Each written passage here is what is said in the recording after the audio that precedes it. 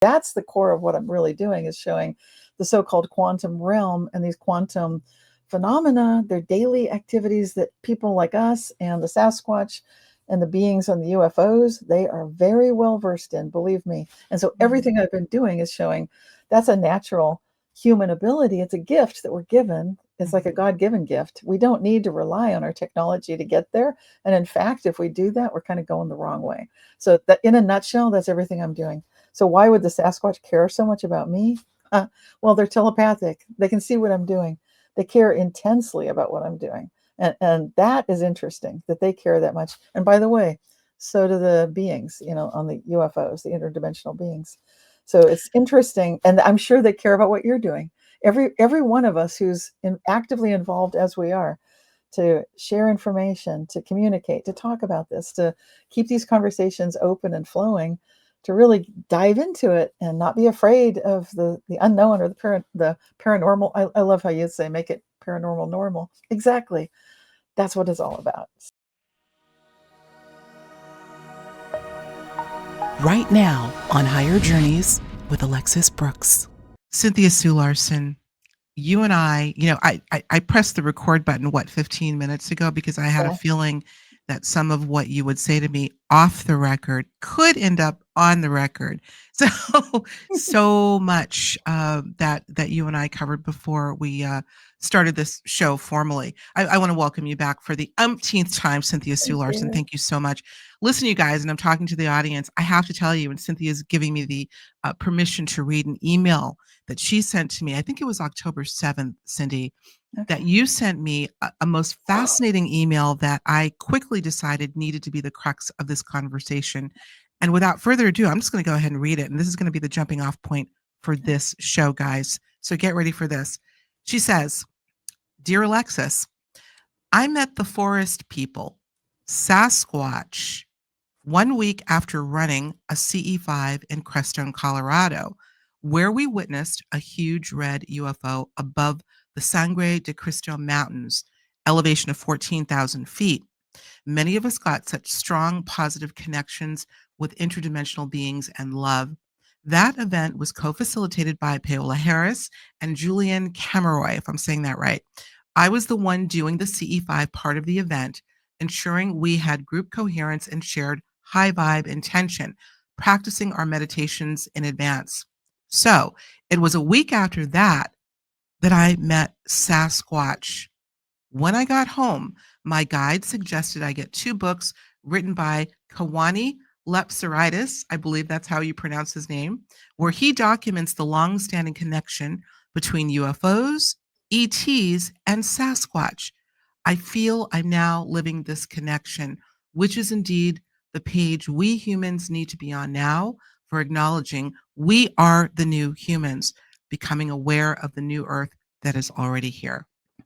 Thank you for letting me read that, Cindy. I thought it was apt if you were amenable to me setting the tone to the audience with this. You had quite the excursion, and I want to get into what happened. Let's start with the CE5. How did you get involved with that? I had no idea you were immersed in such a activity.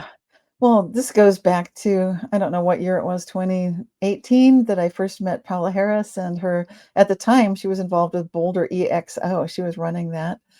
She was the person keeping the conversations going there. Since that time, she's been doing interviews on Gaia TV, and she's been involved heavily with Mexico City, Jaime Maussan TV, with a very special program where she talks about her experiences there. So I met Paola, that was 2018. 2019, I met her again at Gaia Studios. And at that point, she wanted to do something together. So I was talking about robots because I'd noticed that they were becoming sentient. And she said that the article that I'd written, she looked at the photo and said, "Those are my robots." They are self-aware. So we had so much in common. And what the talk that I gave in 2018, that was the year I sort of came out of, not hiding exactly, but just feeling that I was weird enough talking about Mandela effects and reality shifts since the late 1990s that I felt like I didn't need any extra, what seemed like baggage, to talk about my rather extensive involvement, especially in 1987, with a whole bunch of different beings that were involved in a project here on Earth at the time. I was lucid dreaming with them every night for about 2 or 3 weeks. And so every night reviewing designs in 1987 with like a project team with all these different beings. Most of them looked humanoid, some looked very different.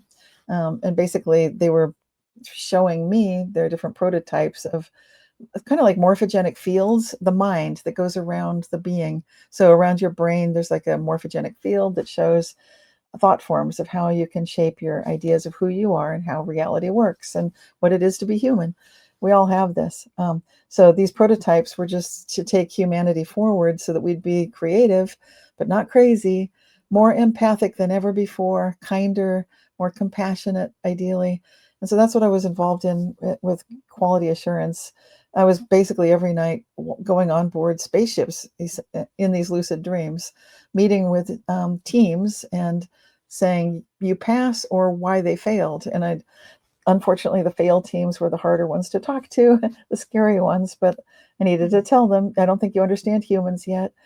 I feel subsequently I've made friends with some of these very denigrated types of aliens, like, well, I'll be blunt, like the Draco and some of the insectoid ones that people feel like, well, they don't get humans. Yeah, they don't really, but the fact that they were so, I felt that compassion and empathy from them to be involved in the project. I know their way of communicating is rough and brusque and very different than the way we do things.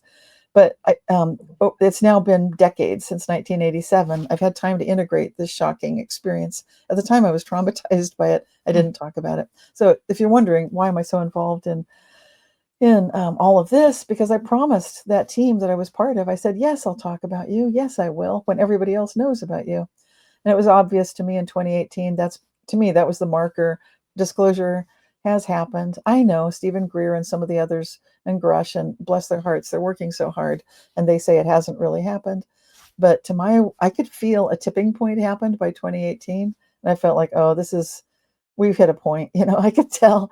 I felt like, okay, I'll come forward. So I started slowly releasing this information, but Uh-huh. no, I haven't made a big, huge announcement. I haven't published a book about it. We just Just made a big, huge announcement right okay. here. Yay.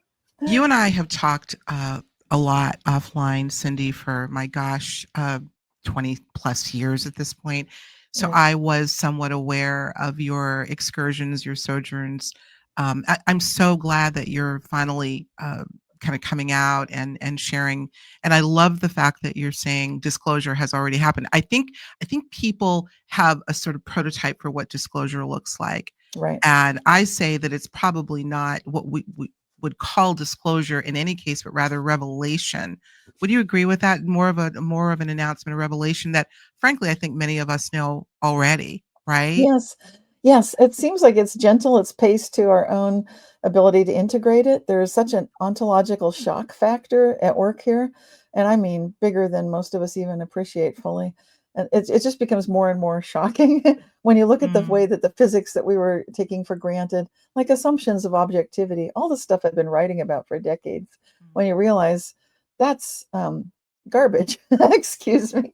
Like the only reality is really subjective reality. That means that's why there are reality shifts. That's why the Mandela effect can be so different for different groups. And some people can say, that's not my reality. And sure, and there's some truth to that. And it's mm. not like, but we all have to agree here. No, we don't all have to agree exactly the same way. So then would you say there is no such thing ultimately as objective reality?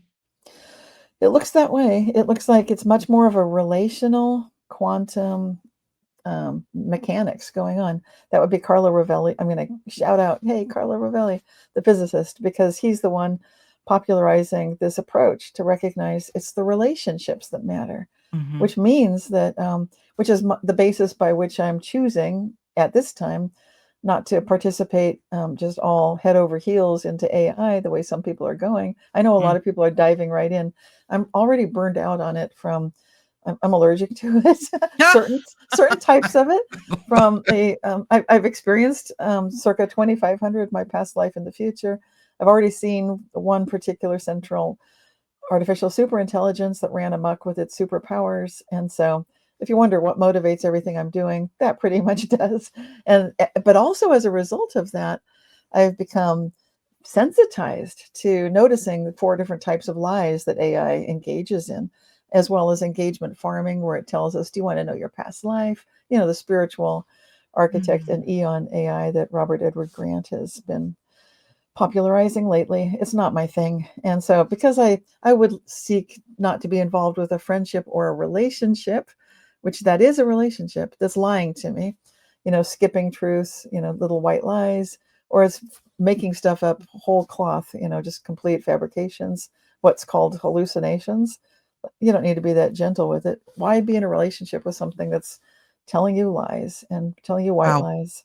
Engagement farming, shaping something that really is a big turnoff for me personally is where it says, you know, AI will give you, and it gives you the, like, how to write a title for your article or how to write your paragraph, but it's going to say it's this, not that. As soon as I see that, I know AI has had a hand in it, Mhm. and it's I'm allergic to that because it's steering. It's saying it's taking this wonderful wide world of color and nuance, compressing it into a binary split. Like now we've only got two options, and then cutting off one and herding people. Be little sheeple and go this way.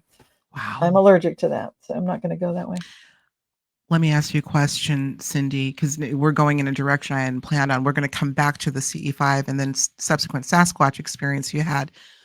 But insofar as the visits you've had on board craft with some of the entities that you've been developing a relationship with, do they have anything to say about AI? Have they had a purview perhaps that us humans certainly don't have yet that might I don't want to put words in your mouth, but have they commented on that at all? Let's just say that. Not the way that you might think that commenting would happen, not in the language that we're familiar with. I think the answer is best found in what I was learning from the Sasquatch themselves. I think that's a direct I think that's I know that sounds circuitous, but this is what happens when you start dealing with these telepathic, extraordinary beings that are already capable of operating regularly with these relational appreciation of physics itself, that they're already able to see the universe as deeply interconnected. So they don't take it for granted, and they can recognize that there's a responsibility, a spirituality that's integrated within themselves and within their society, and within even the way they reach out to all of the rest of nature and other beings, which might be and are thinking very differently from them, so that there's not mayhem and chaos ensuing with all these different beings. You know, there's not like a complete disaster occurring constantly. They learn something as they're coming up this telepathic quantum superpower, um, Mm. you know, learning curve, if you will. So I think they're not telling us. I don't get a direct. They're not telling me this is what it needs to be. Or have they It's warned in any way?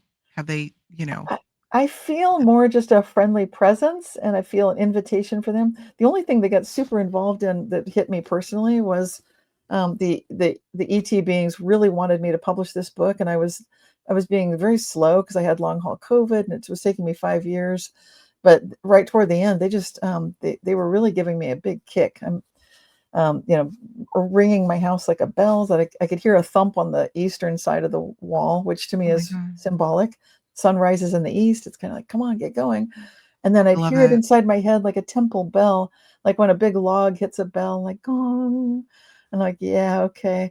You And got then the there was message, then there yeah. was this mothership flyover at noontime, blocking out the sun, and strange passerbys were gaping with their jaws hanging open over our roof.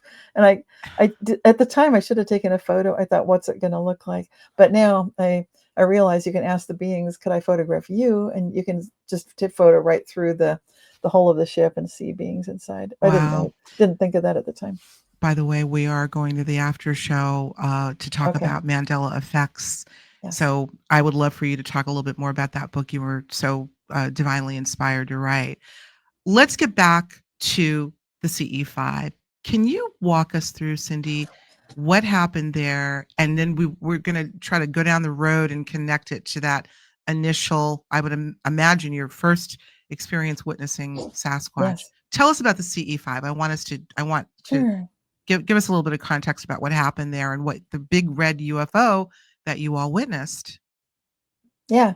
Well, the CE5 is the idea there is that it's one of the forms of contact where it's initiated by those of us humans that are there. So we're sending out ideally a loving, appreciative, grateful sort of a signal saying it's an invitation. We know you're there. If you'd like to communicate with us, we'd love to converse with you.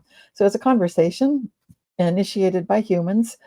In our case, we gathered in a circle in Crestone, Colorado, which is one of the, I think it was the first place that Stephen Greer started doing these CE5 groups.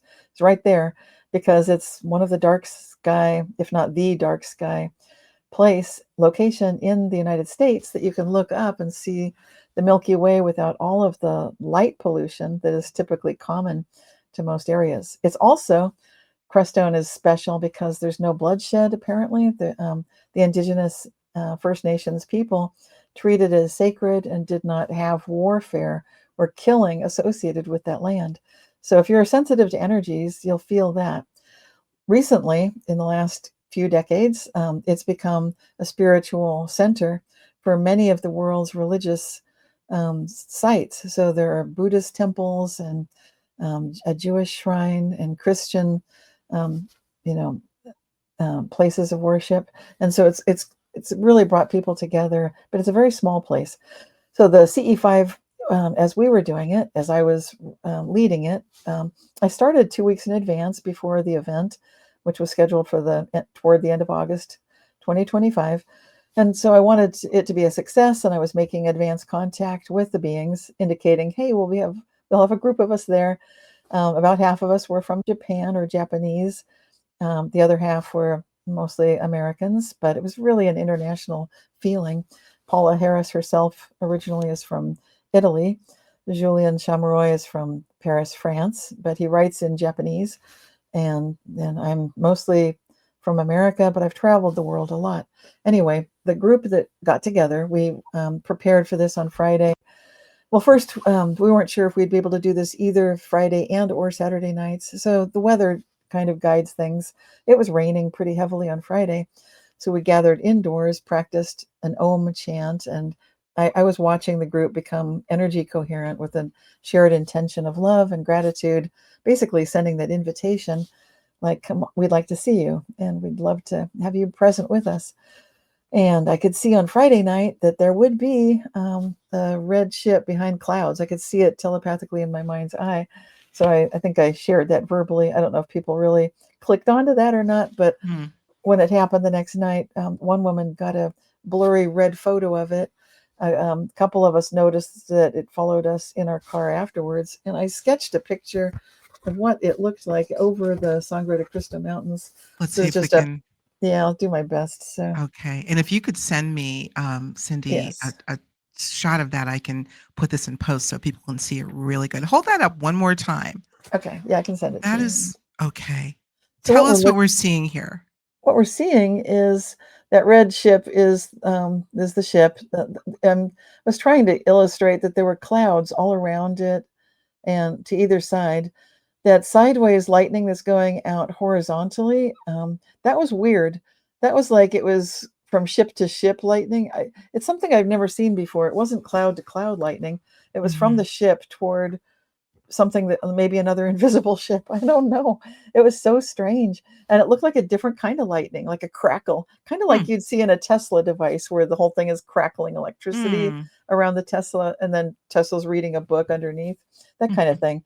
It's like, oh my gosh, we've got Tesla stuff going on. It How long really did looked you like see that. it? How long did the UFO Oh, show it itself? was it was there for about 20, 30 minutes. Really? Yeah, and the clouds would come and go. The whole time, we got some of the usual stuff that frequently does happen, which you might be people who have never been to this, they'll be like, "What?"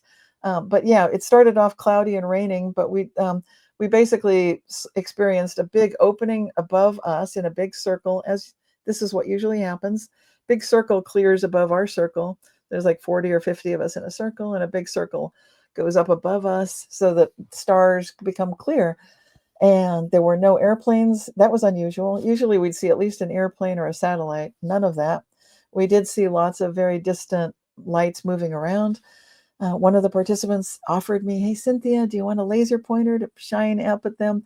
And I gently declined, like, "Oh, no, I'm not going to shine a laser pointer at them." I've As I always was felt a little funny about that, to be honest. so as Yeah, a I'm little saying uneasy. this, see how playful these guys are. A woman to my right, about 10 feet away from me, she exclaimed, "Oh my gosh," she gasped, "they're shining a light at us, at me. They're shining a light at me like a laser." And I just laughed and laughed. That's how playful and how instant they are. If you're wondering, like, what's going on here, there's instant telepathic communication possible, and they are very playful. And I felt so much love when this opening appeared above us. Some of the Japanese that were with us were saying arigato, which is thank you, and we Yes. love you. They formed a circle. We're doing that. A gentleman Mm. who had like a night scope was watching, and he said that there was light emanating off of those participants who were doing that.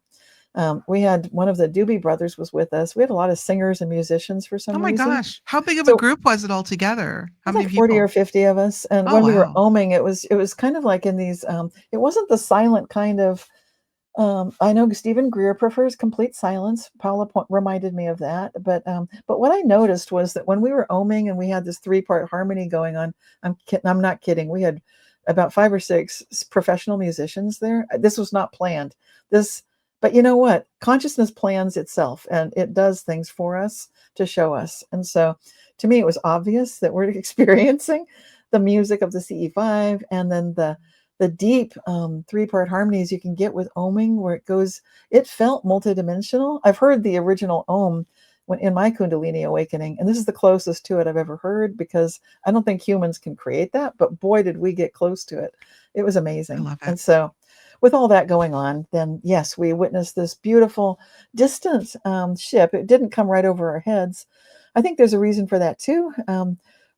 Prior to all of this happening, the three of us, Paula, myself, and Julian, had indicated at different points that we weren't really needing to have a close range experience for ourselves. Julian has seen a UFO in his backyard, basically, which he writes about in his book Oneness, which is out in English now. Paula Harris has had her experiences, which she talks about at this retreat as well, where she met a being on Mount Shasta, and I think she's still integrating that. So the closer you get to these things, and my experiences were in lucid dreams in 1987, and it's taken me decades to kind of get to the place where I feel like, okay, I think I could be okay, handling beings being that close to me. But these beings know that about us, and they're not really. It's like when they sense our intention and our love and what we're doing, they meet Right. us where we are. If you Mm. come in with a pure heart and a golden intention to find out how good can it get for all concerned, that is like a red carpet. So they're just going to be meeting you exactly in that same fashion. It's a very good way to greet and meet nature and all these other beings that are already here. I think if we show reverence for our surroundings, whether we consider it inanimate or unintelligent or not, including the beings who are obviously intelligent, we will get that red carpet. I think it's about the key is humility and reverence. And those are the two things that I try to espouse every single day. Anyway, I don't want to preach on that. I just think this is so fascinating. Hey, everyone. Just a quick reminder, if you're enjoying this content and you want more, don't forget to hit that like button, subscribe to the channel, and ring the bell. This tells YouTube you want to see more higher journeys, and that helps spread the word. It's one of the best ways you can support our work. Thanks so much. Now, let's get back to the show. Can I share a story? You guys, I hope you'll indulge me. I want to share something. This is it's occurring to me that I want it's time to share this, something that I don't think I have shared with the audience before. And Cindy, I know that you don't know about this, but you talk about the variety of beings meeting you where you are, and not just in the lucid dream state, but perhaps in the physical state and in between. I want to Right. tell you about something that happened to me over the summer. And I know that this was prior to May, because in May, I went to Contact in the Desert to speak, and I shared my experience with a couple people there. So that's my timestamp. I'll tell you, here's what happened. It was about, I don't know, 4 o'clock in the morning. It was getting toward daybreak, 4, maybe 5 in the morning, and I needed to use the restroom. And so I got up. I proceeded to use the the restroom, and I won't get too graphic, but I'm in the Mhm. bathroom and thinking about particularly nothing. I do not recall having come out of a dream. I seem to be fairly lucid. And out of the blue, Cynthia, there was an image of a being that I had never seen before. I did not see it physically in front of me, but it descended on my awareness, kind of like a whoosh. Mhm. I it was I'm gonna see if I can find an image that was a depiction that I described that was given to me by, I think it's Craig Campobasso, I think is his if I'm saying his name right, because I had never seen a being like this before. I will describe it to you. It had a sort of grayish, chalky white appearance, very lanky, very tall. It had a head that was the shape of a heart, is all I can remember. Uh, Bulbous fingers and bulbous toes, and it was sitting on the floor looking very sad and forlorn. That's the only way I would describe this. It happened instantaneously. It came literally out of nowhere. Like I said, I do not recall having a dream or coming out of any hypnagogic state. Yeah. I was very clear and I was waiting to finish using the bathroom. And all of a sudden, this image popped into my head. I'm going Mhm. to call this an encounter Sure. because it was so unannounced. Mhm. Um, I later told Chris, or I'm sorry, is it Chris or Greg? I think it's Craig, who wrote the book on the ET species almanac, alien species almanac. Fabulous, and he has a subsequent documentary. I'll put that up. But he immediately Mhm. recognized what I verbally described to him. I can't Yes. recall the name. My point is that this being met me where I was at that moment, Mhm. unannounced. Mhm. I don't know. I can't give you any further context. I've often asked why. Is this a race of beings that I'm interacting with that I was just oblivious to? And for some reason, this being who looked very sad, by the way, this was I don't know where this was coming from, but I'd love to get your thoughts on what that was and why that was, most importantly. Well, it's about relationships again, and that relational quantum mechanics is the key to everything I've been talking about. Although it may seem it's a hidden key, it's a concealed secret key. Relationships are everything. So it starts with the feeling and the empathy, the compassion that you're so it's so evident in your energy field. So this being, obviously, I mean, I'd have to tune in more to get more detail, but clearly the being felt safe in your presence. It felt like, here's a compassionate being who can at least care about my situation enough to share your energy with this being.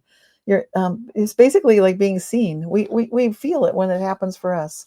You know how much better you can feel if something difficult that you're going through. You can share that with someone else and feel like, okay, they're holding space, even though the situation seems like on the face of it, everything's the same. It all feels different now. Like I feel Hmm. like there's someone with me. I'm not alone. That is critical. There is an observer effect in quantum physics. I dive into it in my book where I'm describing these quantum superpowers and what's going on with the Mandela effect. Basically, the observer, you as a second observer, have great ability, great power to boost someone up, even by asking, how good can it get? Even by wondering, why are they sad? Could they be feeling better than this? Boom, you're helping.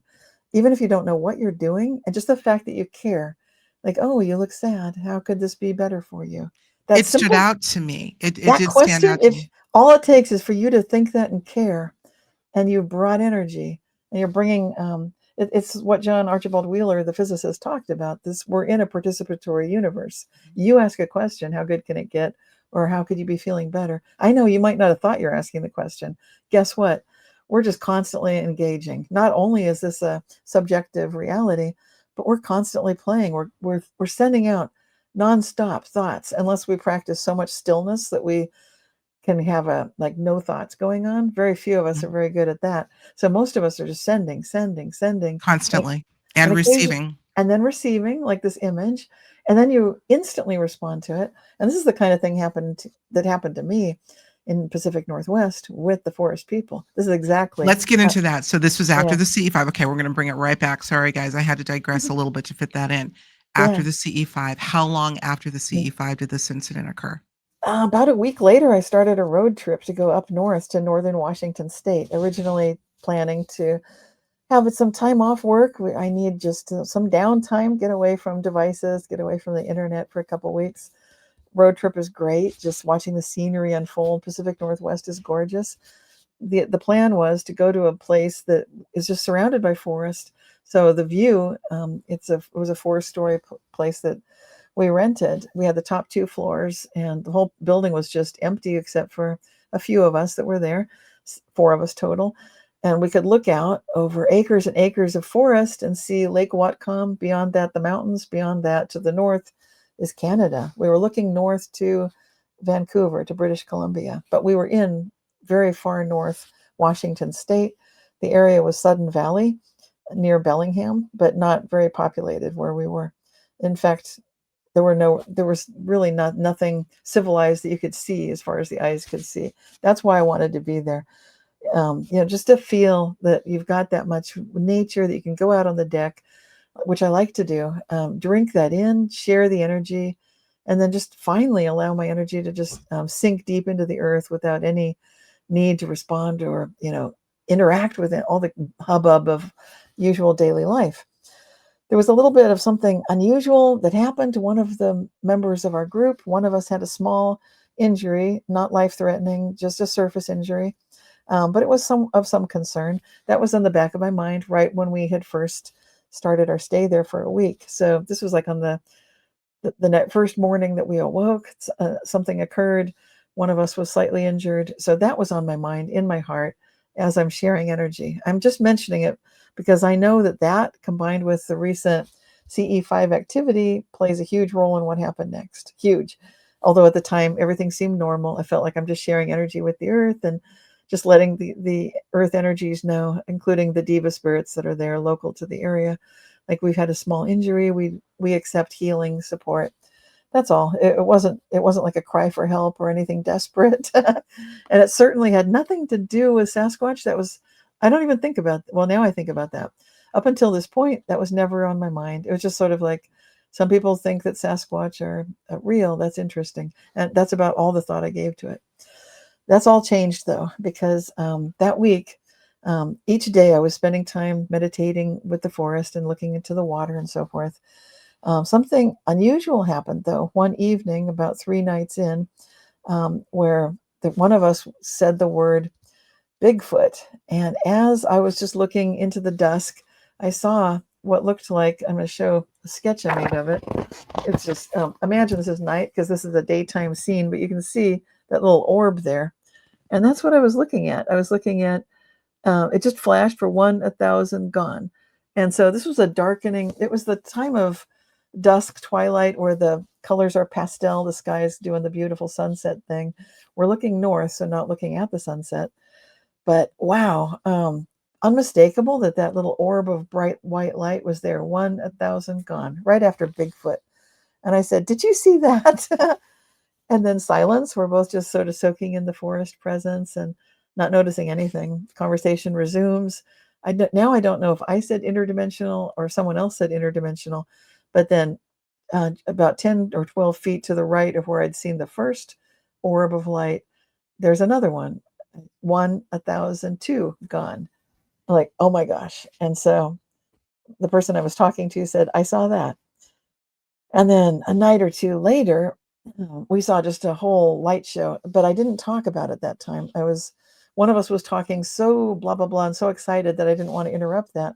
But what the 2 of us noticed who were observing this is, again, outside the window. Now we're indoors, so we're looking out. It's full black night outside, big bright light like a car headlight shining in the window. There's no road there. There's no car.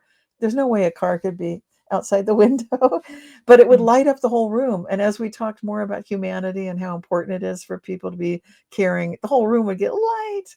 And Wow. then we talk about this movie that was kind of depressing us that we'd seen, the Barbie movie. Like, well, that was all consumerism. It would just get kind of dark. And then we talk about, but what we need to do is light. And that went on for 20 or 30 minutes. So that was the light factor. But there were several other indications that showed that there's something much more than just lights in the forest. That right there was huge. And the Bigfoot connection, unmistakable. Instant telepathy with everything that we're thinking and talking about. Before we even say it, it knows we're going to say it. Mm-hmm. It's lighting up. And it's Mm-hmm. just like perfectly timed. It's catching our attention. So let me make sure I understand. So the person that you were sitting with that initial time, were you talking about Bigfoot? They Yeah, mentioned Bigfoot? she mentioned, yeah, she said the In word what Bigfoot. context, if I may ask, if it's okay Gosh, I to. have no idea. I don't know what that was not something I would have brought up, and it just I was just like, "What? Look at And you're this." saying as soon as she said She said the word Bigfoot, Bigfoot, the and that's you not saw the something. orb. Yes, I saw it. She didn't. And then we were quiet. We just looked, for like 5 minutes. Nothing happened. We slowly started talking again. Maybe I said interdimensional. Maybe she did. It liked that word. Boom. It lit up for 2 seconds. Like, okay. I was paying attention to the words. I'm sorry I lost the context on Bigfoot. I don't know why she was talking about Bigfoot. Hmm. I don't know where that came Are you from. sure Now she was talking about? she may have picked that up. I said you said the word Bigfoot and that happened. We both Did she talked not? about that. Was she not aware that she said Bigfoot? No, I'm sure she knew she said it, but she was just saying like, well, people might see Bigfoot here. It was just a toss off thing. Sure, It sure. wasn't like we're all going to talk about. Well, now it did steer things around, I'll tell you that. It went from a toss off comment to I think they're here. Like, what the heck? And then the next morning, after that first appearance of the lights, we were having coffee and tea on the deck. There's like a deck with the view facing north, and that's when I noticed. Do you smell that? It smells like wet dog. It smelled better than I have. We had a family dog that I just adored. He lived to be like 16. He was big like a German Shepherd, super fluffy, looked a little like a Belgian Tervuren. I don't know what breed he was because we got him at the pound. But when he got musky smelling, the rest of the family would sometimes say, "Ooh, he needs washing." But I thought this is his scent. Mhm, I love him. I love his scent. mhm, He's family. This is family. mhm. I So understand what you're it saying. became such a deep connection to my subconscious and all the way through me that when I smell that, it's family. So I got this smell and I got the question from telepathic, from the scent. What they later told me that they want to be called forest people by me. They're like, "Who are you?" They said forest people. Hmm. They weren't using a lot of words. That's the same thing Kawani calls them. So I thought, I mean, there were several reasons his books are perfect. But anyway, so yeah, forest people. But I got this smell, and I'm my instant reaction was family, and what I got back from them was just the biggest energy hug ever. And they were saying to me, family. And they were just thrilled. I could also smell, besides the beautiful favorite wet dog, to me, that is family. I smelled food. I smelled some beautiful spices. And it was just like you'd come for dinner and they'd made a beautiful casserole. And I felt like dinner is served and they smell like family. And that was my full reaction, which they received because they're so telepathic. Yeah. They're Well, so Kawani talks about that a lot, the they telepathic are connection that. off the hook. I mean, I work with telepathic people. These guys are leaders in it. I mean, and I'll tell you a little bit more later, but why, I mean, what they do is amazing. And I've never seen anything like it. And it's just what we need right now. But Let's let's go yeah, back to the smell. See, I wanna make sure that I'm not focusing my attention more on the 3D of the are they real or are they not Bigfoot sightings? This is one of the reasons why I never really gravitated toward this area of fringe research because it seems so not topical, but surface literally right. until uh, until your story and until Kawani's, I read a little bit of Kawani's books, one of his books, I should say, that brought in the more dynamic, multidimensional aspect of the reality of this. Yes. However, all that as a disclaimer, all that being said, if I'm not mistaken, the little that I have read or heard about these sort of sightings, these experiences that people have had, I believe, associate kind of a hairy smell, or there's a very distinct smell that's associated with many of these sightings. Am I right? It can I be. And I asked her in that moment that I was noticing, there were four of us there on the deck. And I mm, turned, and three of the four of us agreed we smell something. Without saying what I smelled, I asked them, what do you pick up, and it did seem kind of like a wet dog smell. They didn't get the family connection, but I admit I'm weird, and I was doing that when we had our That's that's your my private thing. thing. Yes. And then that was a big hug back family, but that became something bigger, which I'll get into later because it connects around the world. It was happening real time without my knowing, and I'll get it with Yeah. their healing ability, their telepathic ability, and then their ability to do this thing that all of humanity needs right now that I've never seen anybody do the way they do. But and this is why it matters so much. But I these very physical things were agreed upon. So three of the Okay. four of us were saying, "Yes, I smell that. Yes," I said, "It's real, right?" I said, "This is amazing. Now we've seen a light that we agree was real. We're smelling something that's real." That you're all agreeing you're smelling. Yeah. And then there was a noise like I'm trying to duplicate it because I was doing it back to them. It's like people say it's like hitting a tree, but I didn't hear a tree. I could tell they can make this noise, and I was trying to. I could feel when they do it. I felt it in my heart. I felt like I talk to crows occasionally. They'll purr back and forth. I can't quite do it. They try to teach me. The crows are like, do it like this. So if you Hmm. talk to animals, then you'll notice that they'll teach you their love language, how they talk to their young. Mhm. These forest people were showing me and then and like feel the love and I'm like yeah I feel it and I am failing at this by the way because when I do it you can't feel the resonance in the heart that I'm trying to project. Well, you're they're just d- giving us kind of a, oh overall. yeah they're doing some things so much better that I can't do it and it's not hitting a Right. log. They're not hitting wood on a tree. Maybe sometimes they do that, but I'm telling you they can do this with their own sounds and they can do it so it Are they feels. producing it with vocal cords or with something else? Don't know, but I Right? didn't hear it didn't seem like it was from a tree. Like, if you're hearing tree sounds, you might be able to say it's that tree or that tree, Yeah. and it didn't feel like it was that clear, and I was asking people, "Do you hear that?" And they said, "Yes," and I said, "Does it sound like what?" And they weren't the people with me weren't sure what that was. So it was an undifferentiated thing, but it was Mhm. definitely real sound. And then we also noticed trees that were tied in knots at the top, and I didn't take a picture because I thought, "That's ugly, and what happened here?" Again, I never read about Sasquatch. If I had known, I would have been taking pictures like proof. It's Here you it weren't is. meant to read about No. Sasquatch So until. later later I'm like, wow. And then the send off we got, they changed the weather. I felt like it was like they did stuff with the weather that I know they were doing it. And it was just like, imagine you have a setting like a dimmer switch on your light and you want the perfect romantic mood for your dinner. So you turn your dimmer switch. What if you could do that with the weather? Well, guess what they can do with the weather? I think there are people that can. Yes. I think I've They done some dimmed crude they dim experiments with that. Yeah. they brought in a gentle rain and thunder, so it was purring. It was like you're in a Disney movie and it's real life, and it's like, "What the heck?" Like, there's so much better than any dimmer switch, so much better than any human has ever. I work with weather. I've never seen it done like this. So, I mean, like I said, we clear clouds when we have an CE5. That's fine. This Mhm. is another level. Yeah. I am so impressed, but it's still not the thing that humans need right now, Let's besides the healing that they can do, and that's Right. yeah, to get into that, oh, wow. Right. But before we do, I wanna ask you, Cynthia, you are a learned physicist in this space, but you have such a beautiful sort of commingling of that with the esoteric, with the psi world. Who or what do you feel these entities truly are? Well, I'm reading the books by Kawani, so it's just, little disclaimer here. These are a couple of books that I've got. I'm working on this one this one, the UFO connection first, Mhm. Psychic Sasquatch.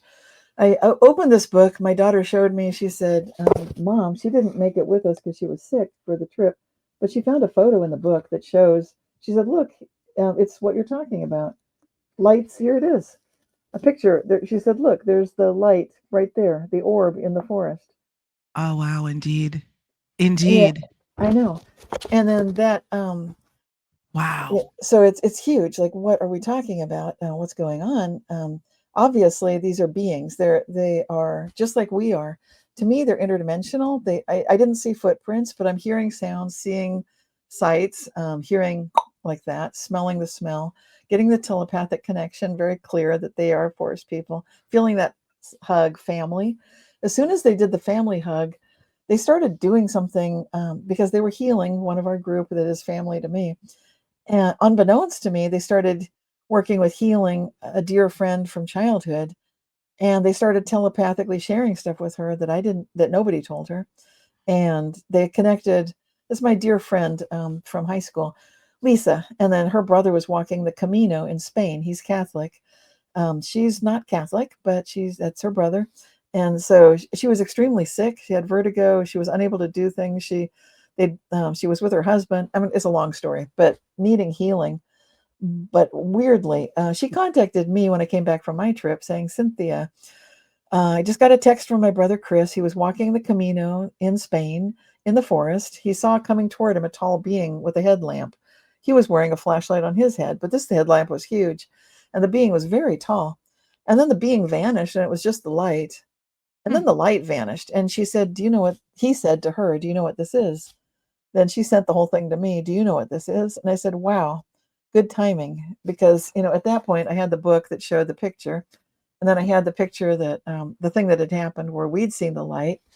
And I said, yeah, I think I know what this is. These are healers. These are beings that are very spiritual that are here to help.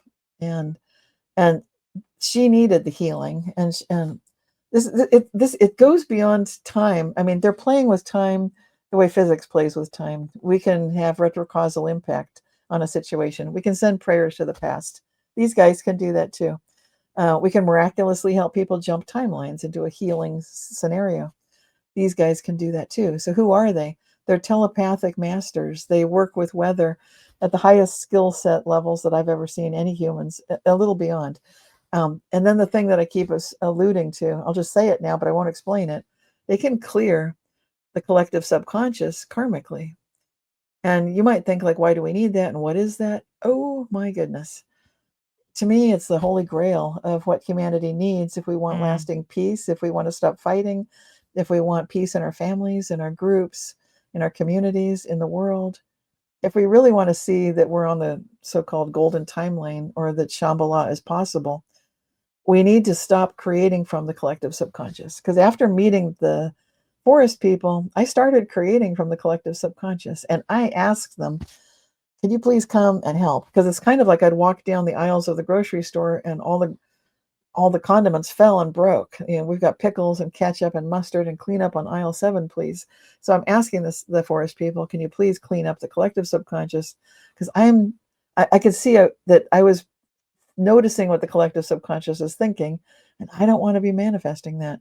I need to only be on the track with what you said earlier, the deepest humility and Yes, reverence. And from absolutely. there, then we're gold. But this other stuff, no, no. And When you so they, made that request, Cindy, I'm sorry to cut you off. When you made that request, we need you here. We need you to clear the collective yes, subconscious. What did you get back from them? big yes. But they don't do it. They're just like angels. Well, they don't barge in. They're waiting. It's like, you've got this, Cynthia. Like, no, we do not got this. And since I've met you guys, I'm getting a lot more instant manifestation than I've ever been in my whole Mm. life. And I was pretty instant before. And now it's coming up, bubbling up from the collective subconscious. I need help because I don't yet know how to do the level of clean that you guys can bring. Now, people may say these are hairy beasts. I don't agree that they're beasts at all. These are No, beings. but I'm glad you brought that in because again, I'm kind of traversing back and forth with the more physical sort of classic stories of Bigfoot versus this much more important conversation that you and I are having. But I'm going to bring this in. Yes. Why then have they forget that we'll take beast out of it?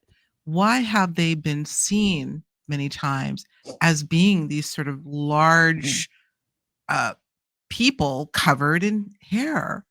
What were I I guess think it's that's okay. It's very much like everything we're facing right now. People may not know it yet, but it's everywhere we look. We look at Three Eye Atlas. We look at anything unknown, and we can either greet it as friend, foe, right. or indifferent, neutral. And Right, or same thing is indifferent. true. Yeah, and the universe mirrors back to us. It's not just AI mirroring to us. The Yeah. whole universe mirrors Oh, to no us. question about it. Oh, there's Wild I think animals that's do, trees and plants do. What you yeah, bring to them, they bring to you. right. So it's a bit huge invitation for us and for everyone they meet. Like, basically, the guardians of nature is what they feel like to me. They don't tell me that. I just know. Mhm. Well, actually, I think I did see something about that in this book I'm reading. I think that was something written that somebody translated in a a very early language. There's an image in this book showing the writing pre-Sanskrit, and it basically says they're protectors. That's exactly the same. I didn't have words for it, but it's exactly the feeling I got, that they're protectors, not just of nature and the wild spaces that we find them in, but they see themselves as protectors for the earth and for us, for those of Yeah. us who also share that dream, which you do and I do, and listen, and everybody here gathered with us today. Hopefully, you do too. That's the vision. How good can it get for the planet? That we don't need to focus on the negative and the destructive, but we can somehow find a way forward. They're very much aligned with that, and Yeah. with all of nature, which welcomes a lot of beings, ourselves and animals and plants and ETs, but they're already here. There are lots of interdimensional beings already on the planet, in the ocean, already here. Mhm. And whereas NASA keeps looking like, where's intelligent life in the universe? Like, dudes, it's here. It's right here. This is gonna bring me to a quote by this amazing author. Tell me, say his full name, Kawani Lapsaritis. Lapsaritis. That's a mouthful, you guys. Kawani Lapsaritis. By the way, there's a little story that connects the three of us together that I may or may not bring up. But I would, to your point, Cindy, I want to read a couple of quotes from that book that you just showed us that he says, in terms of the scientific paradigm and how they are just so, well, forgive the crudeness of this, but spiritually dumb. Let's just put it out there. They're spiritually dumb. The scientific paradigm to measure reality is incomplete and non-holistic, and thus the subject of psi phenomena is viewed in distortion. That was one of the things that Kawani said, I believe, in the introduction. The other thing he says is, I have my own proof that Sasquatch interdimensionalism exists. If I tried obtaining physical proof, I would be regressing. I love that. This isn't about physical proof. The stuff that we have heard within the context of the Bigfoot story has been based upon a physical paradigm or a physical reality. Right. Let's stop looking for that. So maybe my question, maybe I should just toss that question of why do they appear as hairy? Maybe it's some form of protection. Does it really Well, matter? I Or think I think you're onto something here. And Kawani is so. I think he's a brilliant author, because when he mm, starts writing, he starts his book as someone who was on the trail of the Sasquatch, wanted to find their cave, consulted with psychics so he could find it, not to trap or kill them, but just to kind of check it out like a scientist would do. mm, So he starts his. I don't want to spoil the book too much, but I'll just, without giving everything away, I'll just say he started with that idea in mind. He was dissuaded by a very difficult sleepless night with lots of terrifying storms, stomping of feet, crashing of a tree right next to his tent. mm, And then the decision, okay, I won't check out the cave. I don't want to give too much away, but they are telepathic. And until he really came to that realization, which for him, remember, he was doing this, I think, in the 1970s or 80s or he's been something. doing it a So long time. Yeah. yeah, that's so important, because remember, for those of us who were alive back then, people were not talking or having podcasts like what we're talking about right now. This Mm, was not anything you could hear. This whole thing of, oh, you'd go to the woods and you're just communing with nature, and then you pick up telepathy with the forest people. That wasn't like a thing. Maybe in certain circles, but not mainstream. So I want to give credit to where he was coming from and the collective mm, consciousness at that time. And he was a scientist, so he was looking for like the anthropology of it and everything. That's what you yes. do. You take plaster casts of footprints. He was doing that kind of thing, and Hmm. then notice, how come I've got one footprint? Where'd all the rest go? Why are there Sasquatch footprints next to dinosaurs? That kind of thing. Like, okay, we've got some explaining to do. He was coming from that perspective. Yeah. And it was But like blowing his preset conditions of like, the science has been telling us a story that there was no side by side existence of humanoids with dinosaurs. However, what about these gigantic footprints of a humanoid next to a dinosaur? What's that? And then he's later talking with this forest people, and they're saying they've been around on the planet for millions of years, and mhm. Mm, that that a lot of the beings brought here, including humans, were brought here. So this is kind of matching some of the things we're hearing these days that Zechariah Sitchin talked about, Greg Braden mhm. is currently talking about. So Yes, he's there's, talking about it a lot mhm, lately. yep. Absolutely. Wow. This book, by the way, is obviously I'm going to have a link. I don't have my hands on it yet, but when I do talk to Kwani, and by the way, should I tell the story? Yeah. Just as you guys, if you'll just indulge me on this one, you gotta look at when you talk about, Cynthia, the universe acting on purpose and with specificity, you couldn't be more accurate. As I was prepping for our interview that I knew was going to be based around this email that you sent me, I thought to look at Kwani's book. I got extraordinarily drawn in just in reading the introduction and some of the snippets that were in the forward and the preface. Mhm. Something said I'd never heard his name before, but something said, I wonder if he's ever emailed me. I do not know where that came from. Lo and Mhm. behold, I looked, something told me to go to my email archive.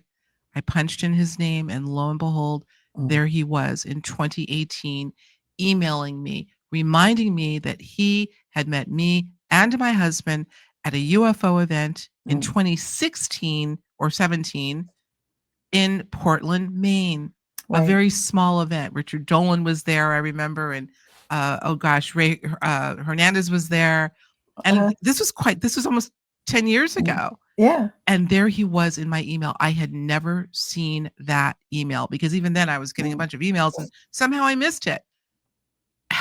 I felt like I was divinely led to his book to only find out that we had met years ago. And so, Right. you guys, just so you know, I've emailed him. I know I'm a little late in responding. This is 2018. I didn't even bother doing that. I said, Well, he's doing great. I had a long conversation with him on the phone recently when I finally did connect with him because I had trouble emailing him. There's a yeah, little bit of, and I think that delay was necessary for me to get his books, process some of the information. So then right. when I was talking with him, it's from a more grounded place. Like I'm a little calmed down. I was a little like woo, like you are when you're just fresh out Tell of the woods. tell the story of how you were led to his books after the Sasquatch Yeah. experience. Well, it was, I was checking to see who has noticed the exactly I was not an expert on it, so I'm just typing in keywords, like seeing a glowing light or an orb in the forest, hearing a sound, the healing, the telepathy, all these indicators. And, obviously it was tied in with Bigfoot because that was the first light showed up with the word Bigfoot and then interdimensional. So it's like Bigfoot, interdimensional, care about humanity. That's what the light was showing us. And then the smell was there. So I'm typing all this in. Mhm. There's only one. And then I'm getting confirmation from my angelic guides that clearly Kiwani is the person that I should. Those are the book two. Just read those two books. Well, I Mhm. get very clear guidance that just those two. So I've mostly read the first one and looking forward to reading the second one. I love it. And but talking to him was wonderful, magical. He does help people find and connect with these forest people. He calls them forest people, like they said to me. It's just that ring of truth when he talks about what he's experienced. It matches my experience. Admittedly, I came into the whole thing really fast, but it's not that fast when you look at, like you said, I've had a long experience with, these interdimensionals, these other beings. I regularly talk with the fairies and the elves. I cook with elves. I garden with fairies. I've almost written a book, but not yet about that. And now we've got forest people. Forest people to me are just like, whoa, and I've Do you met. believe they're everywhere? Sorry to cut you off. Do you believe they're ubiquitous in terms of if they tend to reside in the forest area, at least at the physical representation of them? Because I believe if they're Yeah, interdimensional, they're coexisting in other places. But they are. And they've might got, yeah, might I have a forest outside of my yes, home? Could yes, they possibly be? Could I call upon them to come to a specific forest in the yes. spirit of love My and experience is yes, because I was asking that same question in my backyard and noticing I live in a suburban area. I had those thoughts. I started hearing the kind of a sound I've never heard coming from under my house. It sounded exactly like what Kawani's describing as, and I've never heard this before. It was like a machine sound, like whirring, rhythmic whir, whir, and then a beep, I've and it was heard it. and it was I've heard under my that sound. kitchen, and it's in connection with these are the beings that can basically take them anywhere. Because I was looking right in my line of view to some trees in my backyard and also next door, and I was wondering, could, like, for example, could you, I know they come through portals, but like, could you come through a portal there? The answer I got was yes. They can go through a portal anywhere if they feel that there's a need and there's an interest and a benefit from doing. And a benefit, Yes. I think most Oh my God, importantly. yes.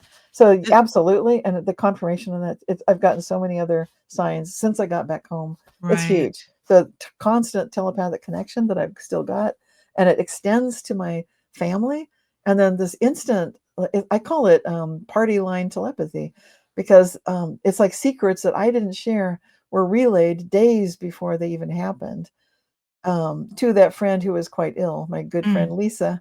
She found out something. It's not a bad secret. It's just not something I'd be telling. I'm not even going to say what it is. It doesn't matter. The point is, it was important, secret. Nobody's going to know. But then she knows, and she's telling me on the phone all about it. I'm like, wait, how'd you hear this? And then she said, I said, when? She said, 3 days ago. I said, that's impossible, but not if you play with time the way these guys do. mm. So once you're connected to the forest people, I just want to, full disclosure, putting out cards on the table. You go in big on this, you'll be getting big gifts, and they will have the ability to bring you party line telepathy. So it means clean up on aisle 7 inside ourselves. Not so I much love that, that. yeah, and it's fine for those of us on the spiritual path. It's like, yeah, I'm humble. I'll go for more humility. It could be embarrassing. I'm all in, bring Either it. way, yeah, I'm in for yeah. reverence, gratitude, the highest level on the Hawkins scale. I'm there. Bring it. And then help me keep it clear so that I'm not contributing to negativity or, anger and Which we need. grief and the drama Absolutely. cycle. We don't need to do that. So, yeah. Yeah. I'm gonna read the last part of your email again because you're speaking to that so beautifully right now. I feel I'm now living this connection, which is indeed the page we humans need to be on now for acknowledging we are the new humans becoming aware of the new earth that is already here. Yes. That's what you're speaking to. And so, all that being said, look, we're having this conversation not for the sake of novelty, Mm. but for, as I say, you guys, before we go on the air for any and every show, let this conversation go where it needs to go for the highest good of all Yes. involved. Can all of those listening and watching, if they haven't already, per request for the highest good, interact with these wonderful beings? Can they? I say yes. I feel like anybody who's got that in their hearts and at the keeping their heart pure, intending to raise it to how good can it get for themselves and all concerned, you're in. That's the Shambhala path. That's the golden age. You're with them. You're family. Just like I felt like they are family, you are family. And when I know you're my family and they're my family, then we're connected. And Absolutely. I love it. the physics of it, that's called a Wigner bubble. It's on the cover of my book. I know I'm not going to go into Wigner bubbles. I think we've talked about it before. Eric I don't Cavalcanti know won that a we physics. have, but Oh my God, Eric Cavalcanti coined the term about Eugene Wigner's Wigner bubbles.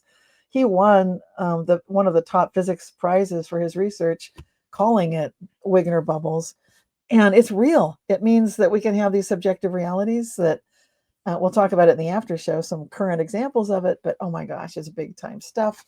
Physics is catching up as it always we knew it would, or I mm, knew it would.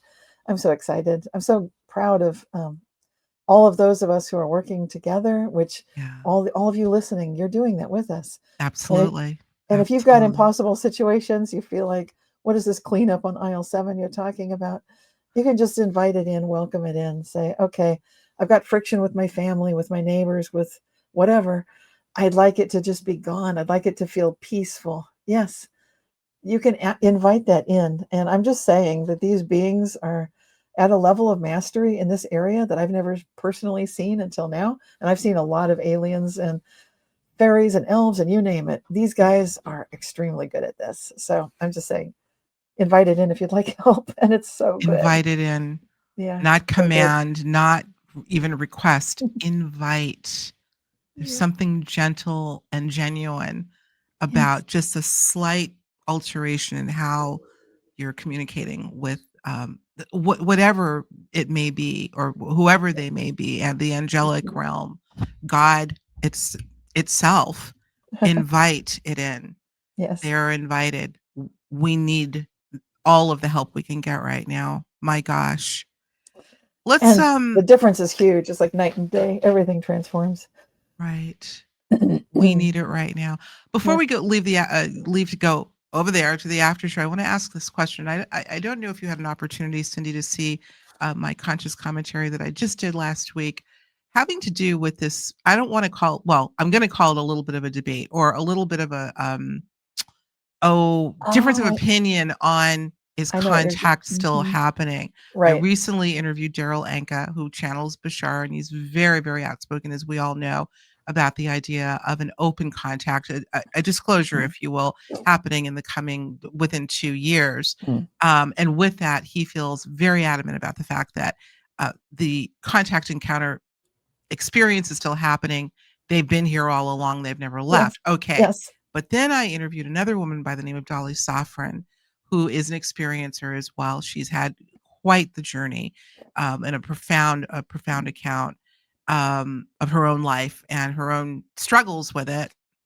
But she feels equally adamant that they're gone. Mm, ET has left the building, so to speak. ET is gone. I'm not gonna, I just wanted to put it out there for my audience. You guys, I'm sure, watch the segment, but I promised, because I plugged the fact that you'd be on this week, Cindy, and I said I'm gonna ask Cynthia what she thinks. And I don't know that oh, it's a open and shut case or a, you know, a this or that. It could be a little bit of both depending on how we're looking at it, and that's how I tended to approach it. But uh-huh. what are your thoughts at a top level Mm, if contact as mm, we describe it is still happening right now? Has it yeah. waned? Is there an uptick? Has it changed Mm. in the way it looks to the Well, individual? that's a good question. Yeah, I think, well, first of all, it's I don't see it a yes or no. So to me, it's quantum logic, so it's going to be both, pretty Yes. much like where you're going. Yes. Yeah. Which means if you're taking how good can it get into, factoring that in, then what's the advantage if they've gone versus what's the advantage if they're still here? You get the advantages both ways. So if we need them to be here, they're here.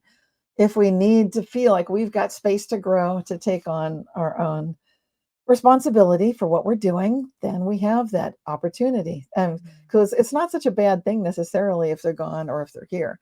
So if you're looking at the cup half full in both cases, you get the benefits from everything. And that's what nature always allows us to do. I know it sounds like a wishy-washy answer, but that's quantum. That's the way nature works. Nature would like us to ask our optimal questions. So maybe it's not so much have they left or are they still here? Maybe it's what do we need? How does our relationship with these beings best unfold for ourselves and all concerned? How does that best play out, and how can we best grow? How will that unfold for all of us? Mm. And from that framework, I tend to be, still in the quantum fog and the blur of the quantum wave function. But I'm siding more with what you said. Bashar was saying that it's my experience that these beings are not leaving. I'm talking with them constantly, just like I always do. In fact, I'm seeing more and more evidence that we're getting physical reminders, like Paula Harris working with Jaime Maussan and that Boogosphere, and now it's got ancient pre-Sanskrit writing on it, and Right. it's been dated back like more than 10,000 years old from carbon dating. So there's and why is it activating now? So it seems like if they're gone, there sure is a lot of activity. If they're gone, then what did you see, back in Right, August? right. And might I add that you said that this sighting, if you will, or the Yeah. witnessing of this lasted in excess of maybe 20 minutes. Well, Mhm. one of our mutual colleagues, Steve Mera out of the UK, has famously said and has told me that based on his research, if a sighting lasts in excess of 8 minutes, it may be more than you just having the sighting, but having an encounter that you may not remember. So Right. my thought is, or I certainly have to put the question out there: was the sighting of that red UFO that you saw in Crestone, Colorado, more than just a sighting, but an actual encounter, which would open up a whole other conversation, of Yeah. course. But Yeah, absolutely. And one woman got a photo of just a red blur on the horizon. The photo doesn't look like much. If you saw it, you'd be like, "That's a red blur," but it was what we were seeing. And some of us witnessed that there was a red light following us as we drove away from that desert right, experience. So yes, of course, this stays with us. An experience is real. So to the degree that you relate, it's the relationship again, quantum relational mechanics, I QRM. love it. So it's relational, and it's the quality of these friendships, like the friendship you and I have. It goes beyond time and space. It could be a year since we last talked, but it feels like yesterday. And you're always in my heart. I'm in your heart. So these are the relationships that hold all of reality together. And Absolutely. this is what the key is. And to me, this is what the forest people are sharing with us. When I feel like family and they just hug me back, family, and then they're instantly healing a sick friend of mine. I didn't even know she was sick. I was taking a break from internet and I didn't know. They knew. And then they're contacting her You brother were the walking the conduit, Camino. though. You had to Yes, be the conduit. This family. happened Yeah. concurrently, right? You were Yes. having this experience near Yes. Canada, or you Yeah. looking toward Canada, and her She's you in said California. He's in she's Spain, walking the walking the Camino. Camino de Santiago. Yeah. I which, my God, Oh. one day I may get up the courage to try that out. Maybe you'll come with me, Oh my gosh, what a wow. Bucket list. Yes. That's a bucket list. I'm slightly putting it in the bucket. I'm a little, there's some crazy stories about people that have walked that Camino, but nonetheless, the Right. timing of it all is more than synchronistic. There was something really powerful going on, and it seems that because your connection with the forest people was so dynamic, so authentic, and so strong, you may have acted as an involuntary conduit to facilitate that healing, even though you weren't consciously aware of it. I feel like their message wants to be heard. I know that's what Kawani is trying to do with his work too. And yeah, you're right. So those of us who feel such a heartfelt, soulful connection, like family, like I do, and obviously he does with them too. On the Mm. phone, he was saying like he feels like he is forest person, like he is Sasquatch.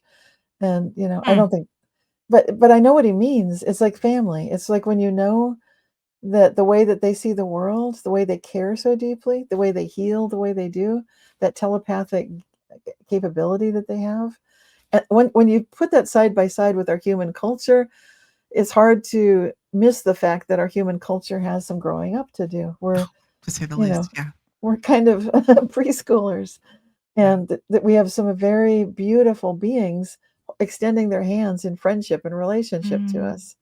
And the only way that they ever smell bad or sound scary is when we walk into that forest with our guns and the intent, like, I'm going to capture a Bigfoot and that kind of nonsense. If we come in with that idiotic attitude, they will greet us with stomping of the feet, They'll booming of match that the big, expectation. oh boy, did Yes. they match it with the I think they weather, can, with yeah, they'll knock a tree down, bam, right in front of you, like not that's hurting you, something. but it's like, whoa. Which in a sense is that mirror that we Yep. talked about having to Yep. do with the universe. Really, just we're just reflections of one another. If you have an expectation that they're mean and ugly and smelly and gross, they'll Ha! truly be mean, ugly, smelly, and gross. They're mirroring your expectation. Isn't Yeah, it amazing? That also shows the connection that we have. it But is. it also kind of reminds me, Cindy, of people that have had these either DMT experiences or maybe ayahuasca Yes. experiences where they will meet the most, unsavory beast you could dream up. Right. And the beast appears to be coming after them, the monster, the demon, Oh gosh, yes. until they have an epiphany. And many have reported that something within them made them say, if I just change my perspective toward them, take the fear out of it, the experience will change. And lo and behold, it does. Either Yes. the being turns into an angelic being, or the demon stays a demon but runs in the other direction. They're repulsed by the fact that the individual, the moment they change their perspective on That's what it. they were looking at, the scenario changed. Yes. So, This is it's another way of asking that question and getting an answer. Nature's always answering the thoughts that we're thinking, no the feelings question. that we're having. Even if we don't know we're asking questions, we are. If we're asking like, "Oh my God, what's going to happen next?" If you're frightened asking that, that's different than how good can it get? Like what's going to happen next and how How good beautifully can it can this get? unfold? And then you find out I've got forest family friends. These are forest people friends that are family from me. I love Wow. it. Huge. So You huge. guys, I wanna give you a little heads up. You just reminded me, and I'm gonna go outside and go hug a tree because 'cause I'm a tree hugger and proud of it. Yes. I have some merch coming out that says just that. I'm gonna go ahead and tease it. I got a nice sweatshirt and a t-shirt. I am a tree hugger and proud of it. It is time Beautiful. we wear our ourselves on our sleeve in the most positive way, literally on our sleeve. So we're going to have that coming up. A little plug. I thought I'd put that because we need to do a little bit more of that. I'm a tree Yeah. hugger. I'm a forest people lover and proud Hmm. of it. Yes.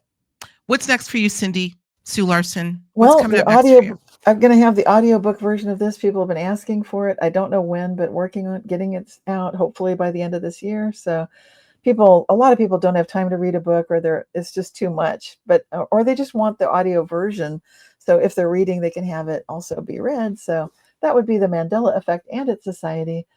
People are really noticing that the science in this book is ahead of its time. Absolutely, it is.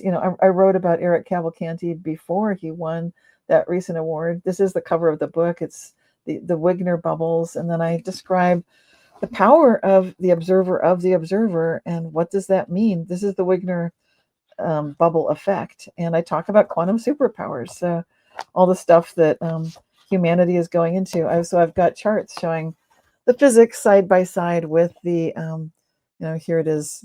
Oh, there we are. This side.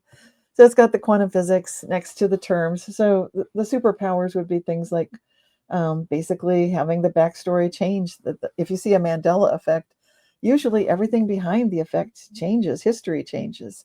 So you can have a healing, and suddenly you never did have problems that had led up to, That's yeah, and all yeah, the which rest of it. kind of touches the retro causality model as Yes. well, which I find fascinating. We're going to go over next door and talk about it. So I want to Okay. know. I think our audience will want to know. Our patrons would want to know what are some of the more don't mention it now, but some of the more recent Mandela effects that have been trending. Let's just say. So let's go over there and talk about it. What do you think? Sounds It's a good. different room, slightly different feel. I was telling Daryl Anka, it's Yeah. slightly different feel, but same warm vibe. So let's go over there right now, Cindy. Don't go Oh, anywhere. thank I'm you. going to Love you sign off on the guys. Love main everybody. show. Oh, we Take love care. you too. And we're so happy that you're back. And we love so many of you out there. Not so many of you, all of you. We love all Mhm. of you out there. Each and every Even one. if you don't love us, we love you. Maybe you'll Yeah. love us too. It's just, you know what I say? Easy to love. It's hard to hate. It Good. takes effort. It's easy to Mhm. love. So that's why I say I love you so much. And I do. So with that, we will talk to you real soon and hopefully see you next door. Take care.